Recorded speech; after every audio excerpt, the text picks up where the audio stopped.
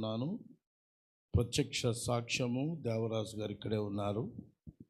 అది video home. అది ఆ హోమ్లోకి 7 ప్రార్థన చేయడానికి వెళ్ళాం. వెళితే ఒక భయంకరమైన శక్తి పట్టినటువంటి స్త్రీని తీసుకుని వచ్చారు. ఆ అమ్మాయి వచ్చి గుమ్మంలో నిలబడింది. ఆ గదిలో గుమ్మం వద్ద నిలబడింది. మోకరించిన మేమందరం కూడా ఒక్కసారి లేచి నిలబడ్డాం. అంటే అంత భయంకరంగా ఉంది. ఇంత గుడ్డొచ్చింది, ఇక్కడ వరకు నాలుగు సాగిపోయింది, చాలా భయంకరంగా ఉంది. ఆ భయంకరమైన వ్యక్తిని చూడగానే ప్రార్థన చేయడానికి వెళ్ళిన మా అందరికీ ఏమేసింది? భయం వేసింది. మరి మనలో దేవుడు ఉన్నాడు కదా, భయపడతామా? మాకేమొచ్చింది?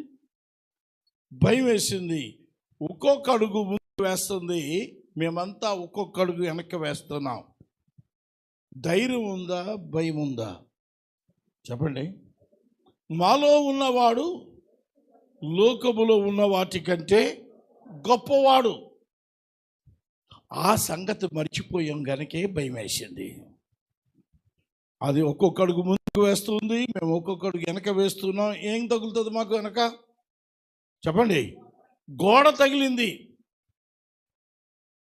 బ్రదర్స్ ఏం చేశారంటే నన్ను ముందుకు తోసి నా వెనక వెళ్ళారు. ఇప్పుడు అది నా యొక్క చూసుకుంటూ నా మీదలా పడబోతా ఉంది. గుండె ఏమయ్యాలే? చెప్పండి. అయిపోయింది పరిస్థితి.